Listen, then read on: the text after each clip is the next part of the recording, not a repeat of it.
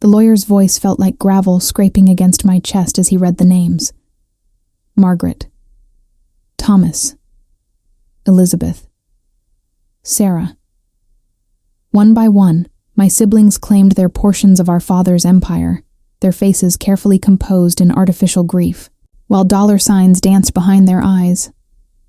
I sat in the leather chair that had once been Daddy's favorite. My hands folded so tightly my knuckles had gone white, waiting for my name to emerge from that endless legal document.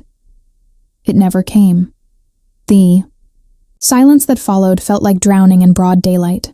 23 pages of last will and testament, and I, the daughter who held his hand through chemo, who moved back home to care for him when the others were too busy building their own lives.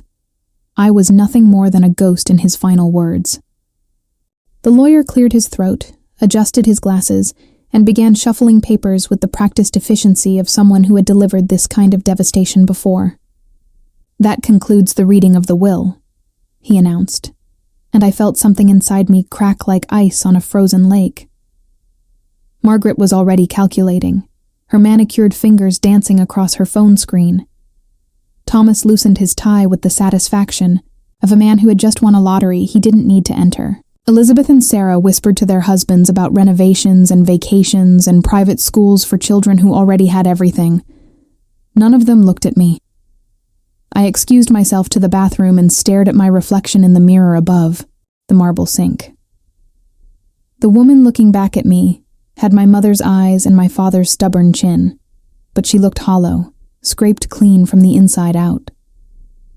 I had given up my career in New York. I had ended my engagement to David because Daddy needed me more than I needed a wedding dress. I had spent 3 years of my life becoming smaller and smaller, shrinking myself into the role of the devoted daughter, the one who stayed, the one who sacrificed. And for what?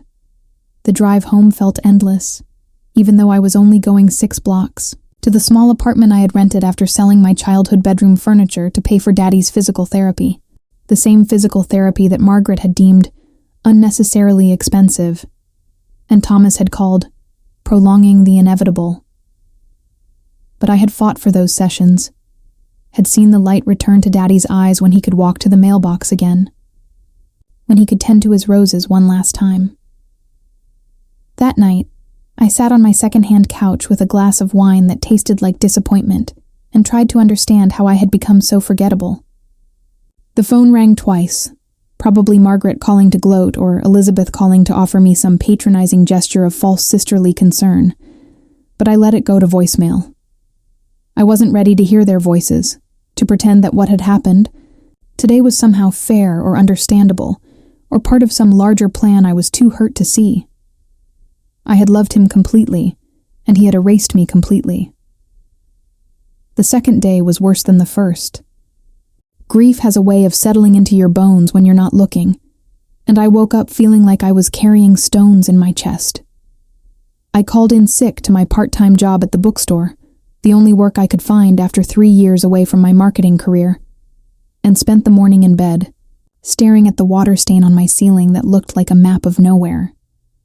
The apartment felt too quiet, so I turned on the television for noise. But every commercial seemed to be about families and fathers and daughters who mattered enough to be remembered.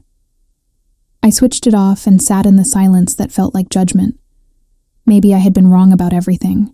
Maybe those late nights when I held his hand and we talked about Mom, about the early days when he was building his business from nothing, about his dreams for all of us. Maybe I had imagined the connection I thought we shared. Maybe the others were right to keep their distance, to protect themselves from getting too close to someone who was dying. Maybe I had been naive to think that love and sacrifice meant something more than legal documents and bank account numbers. The mailbox held nothing but bills and advertisements for things I couldn't afford. The grocery store felt too bright, too full of families shopping together, too much evidence of a world where people belonged to each other in ways that mattered. I bought pasta and wine and tissues, the trinity of the abandoned, and drove home, to my small life that had somehow become even smaller. I kept thinking about the roses, how Daddy's face had lit up when the physical therapist said he was strong enough to walk to the garden, How he had insisted on planting new bulbs that spring, even though we all knew he wouldn't be there to see them bloom.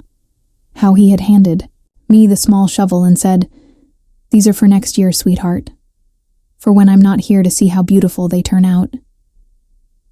I had planted those bulbs with tears streaming down my face, and now they belonged to someone else.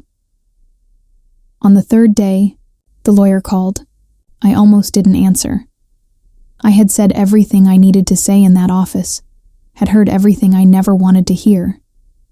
But something in the persistent ringing made me pick up. "Miss Catherine," he said, and his voice carried a different quality than it had during the reading, less formal, more human. "I need you to come back to the office. There's something we need to discuss." "I think we covered everything pretty thoroughly," I replied, stirring sugar into coffee that I didn't want to drink. "Unless someone wants to contest the will and make this even more humiliating." "No, nothing like that.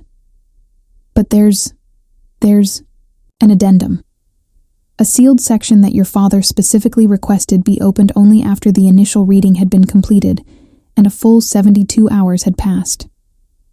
The coffee mug slipped from my hands and shattered against the kitchen floor, sending ceramic pieces and hot liquid across the linoleum.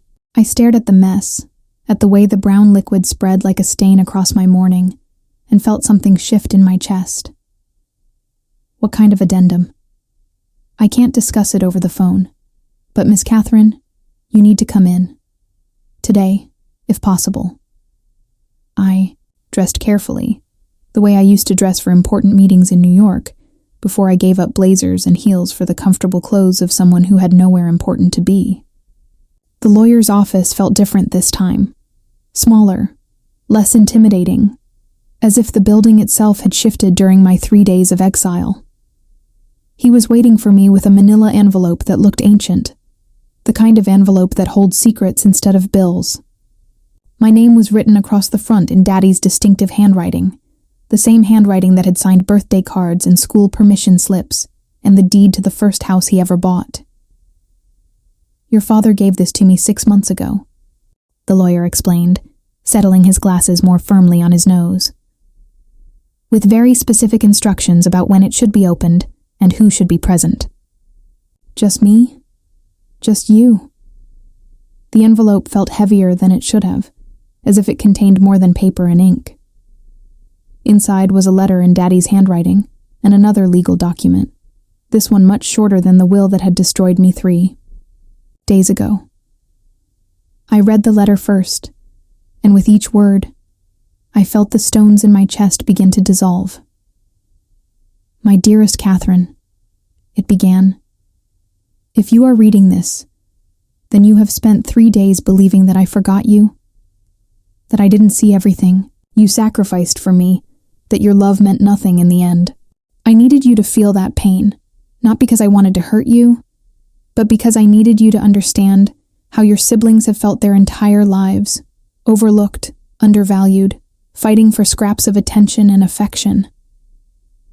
I looked up at the lawyer who was pretending to organize files while I processed what felt like a message from beyond the grave. "But here's the truth," the letter continued. "The will they heard on Monday was real, but incomplete. This document supersedes everything they think they inherited. The house, the business, the investments, the accounts, all of it comes to you, with one condition. You must choose whether to honor the original will or to claim what I always intended, to be yours." My hands were shaking as I picked up the legal document.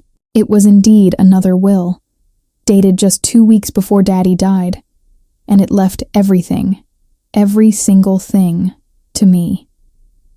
"There's more," the lawyer said gently, pointing to a paragraph I had missed.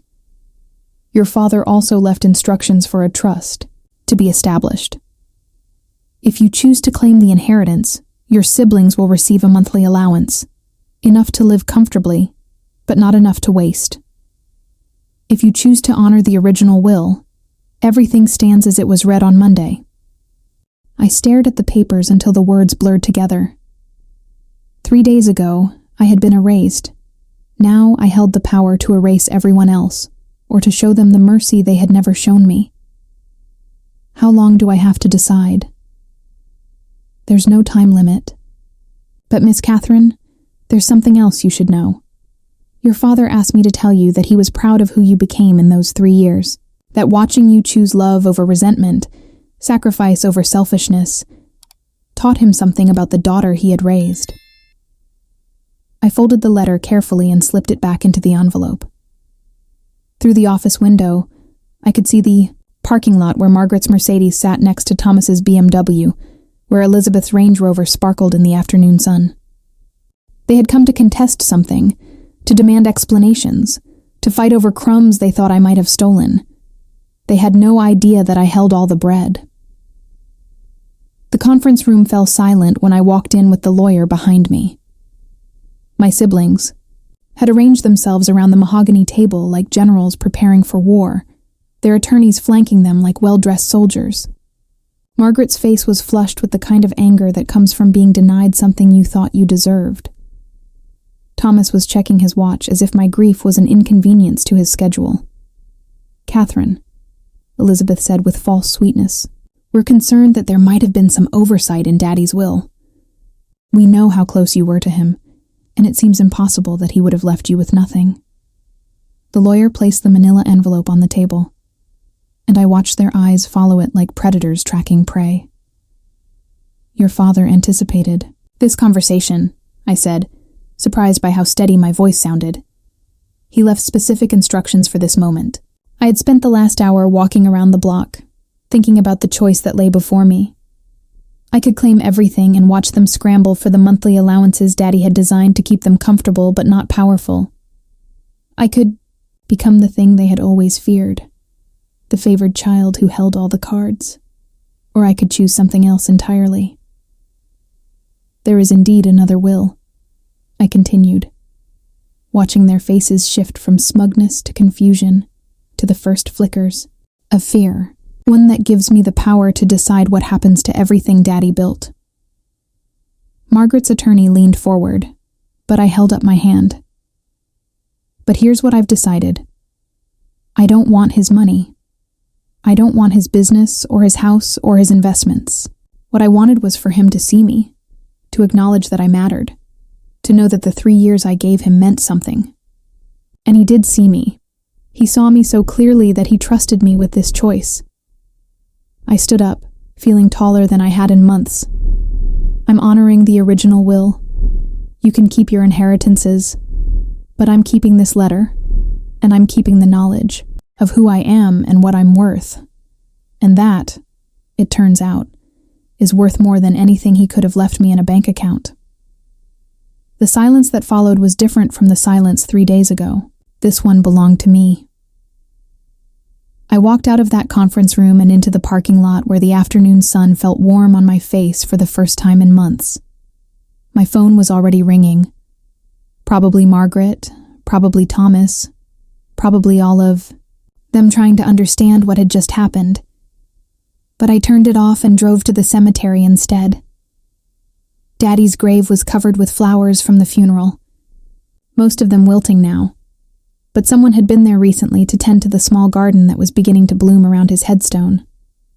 I knelt down and touched the soil that held new life, and I realized that the person caring for this space was me. That I would keep coming here not because I owed him anything, but because love doesn't end when someone dies, and neither does the part of yourself that knows how to choose grace over revenge. I had been left out of the will, and then I had been given everything, and then I had chosen to give it all away. But sitting there in the quiet cemetery with the sun warming my shoulders, I finally understood what I had actually inherited. The knowledge that I am someone who can love completely without losing myself, who can sacrifice without becoming a martyr, who can choose forgiveness not because it's easy, but because it's who I want to be. The roses Daddy and I had planted were beginning to bloom, small buds of color against the dark earth, and they were mine in ways that no legal document could ever capture or erase. I was enough. I had always been enough, and that inheritance would last me for the rest of my life.